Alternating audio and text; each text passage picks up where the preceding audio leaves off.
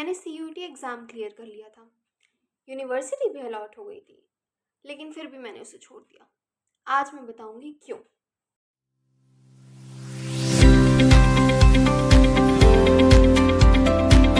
Hi everyone, I hope you all are doing well.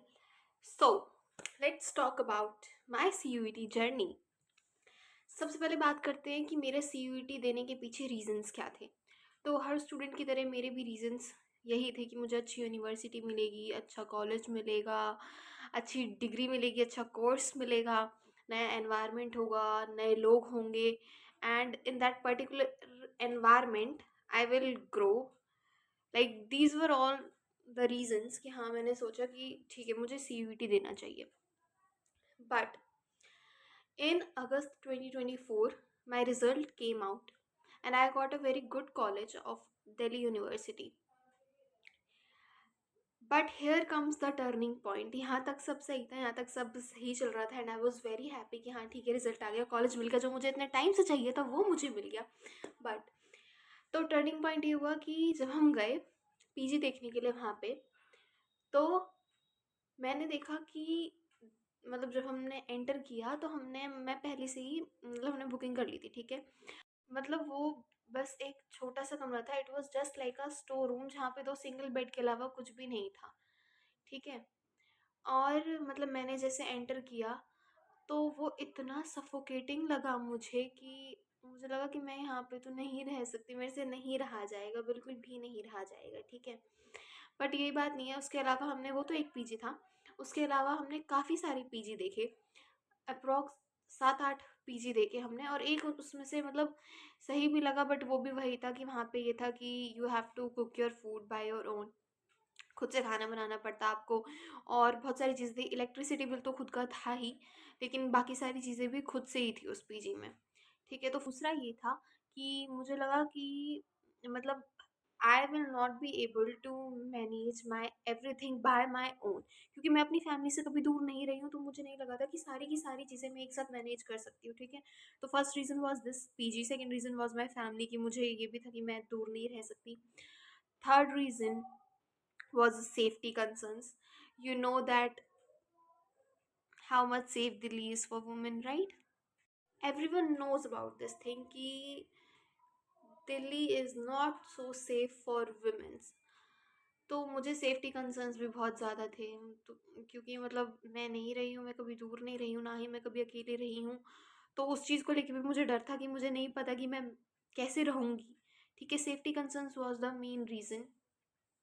उसके बाद जो अगला रीज़न आता है वो ये था that I choose peace over pressure. अगर मैं वहाँ रहती तो सारी चीज़ों का प्रेशर मेरे ऊपर खुद से होता कि हाँ, मुझे अपनी सारी चीज़ें खुद से मैनेज करनी है, सारी चीज़ें खुद करनी है, ठीक है।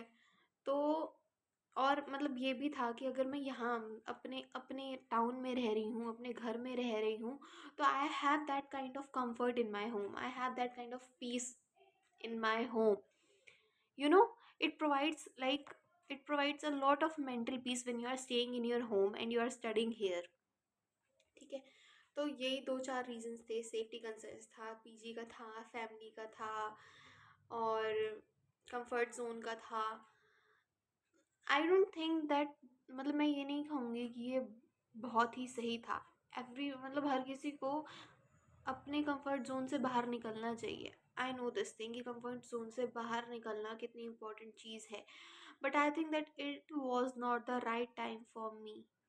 आगे हो सकता है, आगे मतलब अभी जैसे मैं ग्रेजुएशन कर रही हूँ, तो इसके बाद जब मैं पोस्ट ग्रेजुएशन करूँगी तो हो सकता है मैं फिर से CUET एग्ज़ाम दूँ पोस्ट ग्रेजुएशन के लिए, और हो सकता है उस टाइम मैं जाऊँ BDU में, या जो भी कॉलेज मुझे अलॉट होगा, हो सकता है मैं उस टाइम जाऊँ, क्योंकि मुझे पता है कि कंफर्ट जोन से बाहर निकलना बहुत ज़रूरी है। लेकिन उस टाइम मुझे जो सही लगा मैंने वो किया। And also one more important thing is the expenses. हम सोच लेते हैं जब भी हम एग्ज़ाम देते हैं, या कोई भी हम CUET का एग्ज़ाम देते हैं, BHU का भी अगर हम एग्ज़ाम देते हैं, किसी भी गवर्नमेंट यूनिवर्सिटी के लिए हम एग्ज़ाम दे रहे हैं, तो हम सोच लेते हैं कि हाँ ठीक है, एक बार एग्ज़ाम क्लियर हो जाए, तो एक बार कॉलेज मिल जाए तो लाइफ सेट है, बिल्कुल हाँ ठीक है। But this is not the thing. Expenses वहाँ के इतने ज़्यादा हैं। मैं बताती हूँ कि जब मैं गई थी तो पीजी में मंथली जो फीस थी उस पीजी की that was approx 25,000, 20 to 25,000 per month, और उसके अलावा आपका इलेक्ट्रिसिटी बिल खुद का था और बाकी सारे एक्सपेंसेस भी आपके थे, ठीक है। और उसको देने में मतलब कोई ये नहीं था कि हाँ मेरे ऊपर फैमिली का प्रेशर था कि हाँ मतलब वो इतना जो है वो इतना खर्च नहीं कर पाएंगे, as I came from a middle class family. तो पर फिर भी ये नहीं था, मेरे पेरेंट्स ने कहा कि ठीक है, if you want to go there and if you want to do your graduation from Delhi University then it's okay, we will pay. But वो मुझे खुद से था कि जैसे मतलब मैं एक बिल्कुल ही नॉर्मल से डिग्री कर रही हूँ, ठीक है।